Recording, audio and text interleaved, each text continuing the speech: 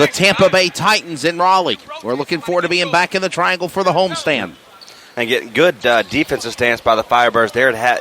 Number 6 stepped out of bounds, Christian Hopkins. And so now the Firebirds do have it. But I'm looking forward to be back in the Raleigh State, that's for sure. No place like home. That's a shot right. made for 3. Number 4, Aaron Baker. He'll put it in. Aaron Baker, the 6'4" guard for the Firebirds.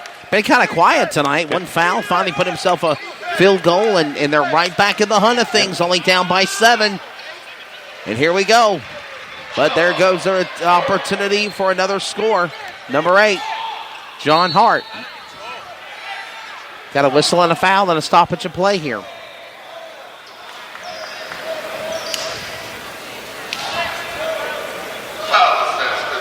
Foul on number 5, Caden LeBray. No, I'm sorry. They called it on number 6. Hopkins.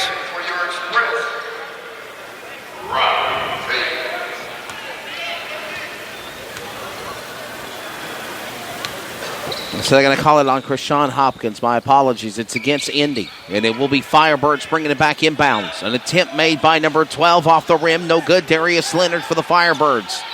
Give it back up court to the Express. Number 5, Vaughn. 2-man pressure. He's now got to deal with 9 of Vaden.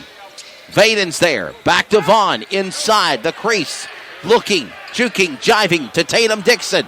And takeaway out of nowhere by Darius Leonard. He had to got 9 feet in the air and made that stop, Trey. Man, he went. That's about the highest we've seen him all night. And a shot for 3 in and out off the rim. An attempt made by number 10, Jorge Concepcion.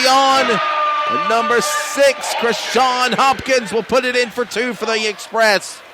An 80-69 and 11-point game with 2:43 remaining here in the third period. Juking jiving under the basket, number 25. And that's Jamal McCoy. They're going to call a foul on McCoy. A foul on Jamal McCoy. And this will give the ball back to the Indy Express, led by number 9 inbounds, Robert Vaden. Number 25 is taking a rest.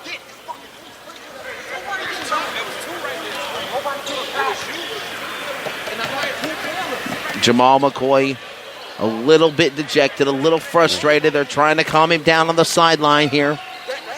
And number 6 was a little frustrated there. He'll put it in. Basket's good by Deontay Vaughn for the Indy Express. And now it's 82-69, Trace. They still got a lot of basketball left to play. Oh, yeah. I mean still just got to kind of change some things around, and I think they're going to be there. Don't need to get frustrated here. Fighting for it. They're going to call jump ball. Jump ball coming up.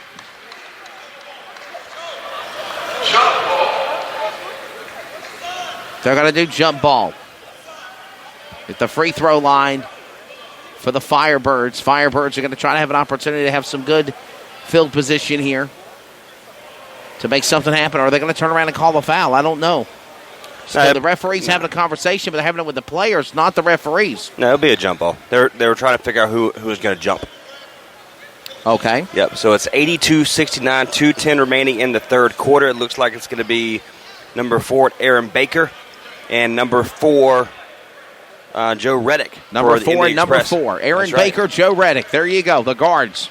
The guards will do the jump ball here with 2:10 remaining in the third period.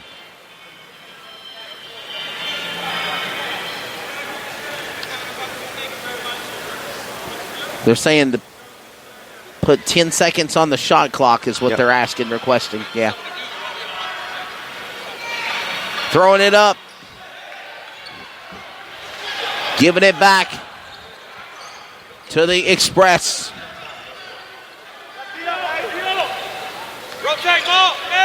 Number 6, Krishan Hopkins. Juking, jiving, setting up down to number 9. Hopkins back with the ball. Hopkins to Vaden. Turnover. Give it back now for a fader 3. Joe Reddick, and he'll put it in. Joe Reddick for 3. 85-69.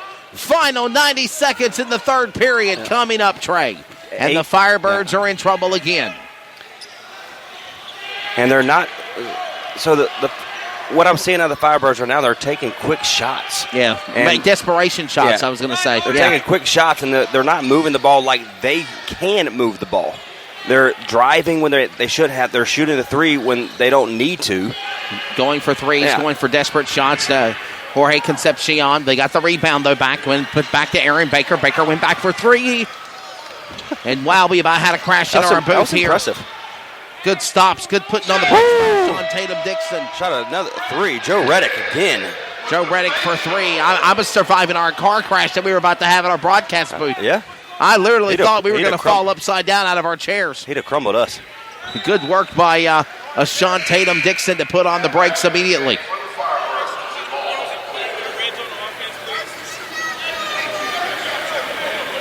They're saying no music to be played whenever the teams are playing, I guess. I don't know. There's something about no.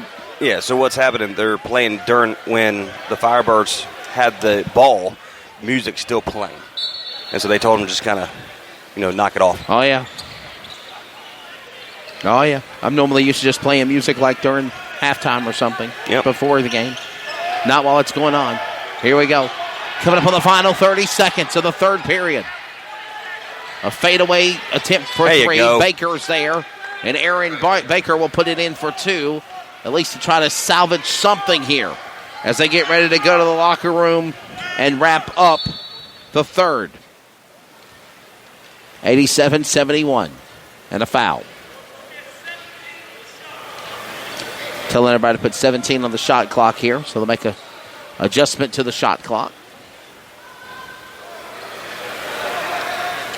And put it back in bounds. Deontay Vaughn. Final 23 seconds in the third period.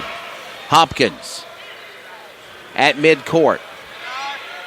Letting the clock milk and bring it down. That's what they're doing. Ready to take this thing to the house. Number 6, basket and one. Krishan Hopkins. He'll go to the basket. It counts and foul. A basket and one coming up. Foul is going to be on number 3, Matthew McClain. That's his first or second foul. Second foul on Matthew McClain.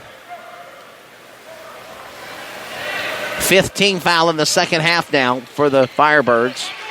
And number 6 will make it a three-point play. Krishan Hopkins. Basket and one will count. And we're ready to bring this thing to the conclusion of the third period. Final opportunity to go to the basket. A tip made by 25, Jamal McCoy. No good. There's the horn. And there's the third period, Trace Nye.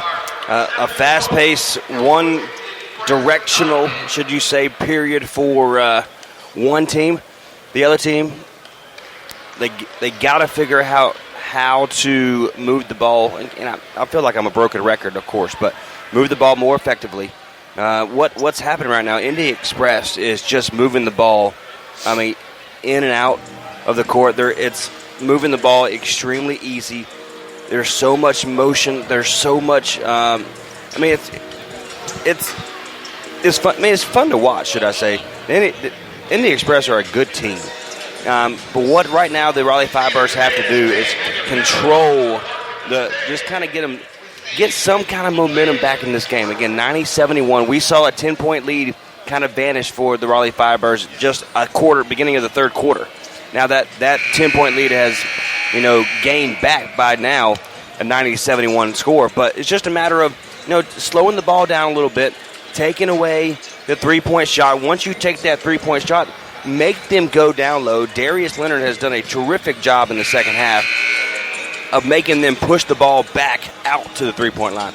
Well, what's happening is they're making every time that happens, they're making that. So they just got to move. They got to play better as a team in general. But again, you have some pieces. It is their first game ever playing. There's only two returners, right? Three returners from last year's team. So it's a brand new team. It's the first game of the season, and so they're just going to have to figure a few things out. And we are ready for the fourth period. 90-71. 90-71. We're ready for the fourth period in the first game of the season for the Raleigh Firebirds. Can they turn it around? Down by 19 on the road. Trey Stein on the play-by-play call for the fourth and final period. Templeton brings it to the right-hand side of the court, gives it over to number 25 in Jamal McCoy.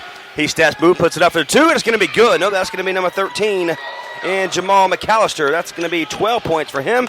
And number 5 and Dante Vaughn will have the inbound pass. He's going to go up against Campione. 11:33, 90-73 is your score now. They get it inside to Dixon. He hits it off the top of his skull, you say, and they almost throw the ball away, and it is going to be a travel. It took him a second to realize what he was supposed to be doing. But it is a turnover for Indy Express. And just like that, you see the just kind of the atmosphere with the Raleigh Firebirds and even the bench, people, the players on the court. You kind of see that's your spirits lifted when back-to-back things start to happen. Oh, yeah. It's only a 97-3 game. Carpion has the basketball for Raleigh Firebirds. He goes up at the free throw line, picked up by number 5. That is Dante Vaughn. He gives it outside to number 25 now. The Raleigh Firebirds in McCoy. Puts it up for the 3. It's going to be no good. Controlled by Vaden. He gives it over to Relic. Goes up against Campion. Shoots a quick 3. In and out. They fight for the basketball down low, and it's finally in the hands of number 3 of the Raleigh Firebirds, and he's going to call for the foul. And are they going to call that on? They're going to call it on the Express. Foul on number 3. And that's Troy Taylor. Or number 4, I'm sorry, Joe Reddick. Fourth foul on Joe Reddick. And in this, I've also will say this, Trey, that I've noticed at the start of the fourth and final period, Indy's making mistakes. They're making a lot of mistakes. They're going a little quick. They're throwing desperate shots. And Raleigh's capitalizing on these things. McLean puts the first one up, and he makes that one. And when you're up by going at 19 points, you seem to lose that momentum. You seem to lose that concentration that you had the first 3 quarters. But what's going to happen is when the Firebirds can get back into this ball game, and it starts with his second free throw right here, and he makes it happen. So McLean now has 8 points on the night. Matthew McLean, 8 points for him, number 3. Again, now it's only a 15-point game. You get it down to 10 with about 8 minutes to go, you're right in it. And they're going to call a timeout. And so what's happening,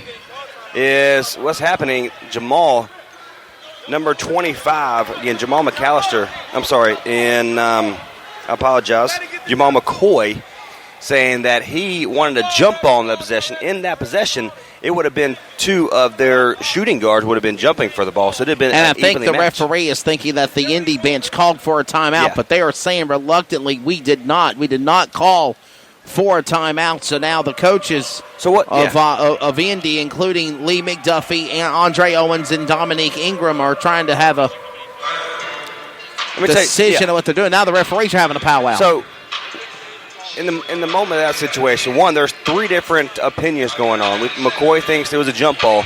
You have the head coach obviously looked like he called a timeout, and when they called a timeout, he clapped. And the general manager, Owens, came over and said, we didn't call a timeout. And so you got to, it's one of those situations, who do you believe? We're about to find out, but they're telling McCoy to kind of get back. He's a little heated, but you got to control yourself. Yeah, Jamel McCoy has got to calm down and keep that professional exposure. Oh. And they're going to give the possession error to. They're going to give it to Indy. Yeah, it is a jump ball situation, but it's going to be in favor of Indy Express. So it's because they're in that. I guess they're in their part of the court. Yeah. So it's a jump ball, but they're going to jump ball it in Indy's area. Well, no, his possession error is Indy's. So 10:44, 90-75. And they're going to call a foul on McCoy. Foul on number 25, Jamel McCoy, 6'5", guard forward. He's getting a little frustrated. That's his 4th foul. One more, he's out. Got to be careful. They're down by 15. Still a lot of basketball left to play, Trey. Oh, yeah. It's 10:44. Still, it's not over yet. And so there's a lot of confusion about what's happening.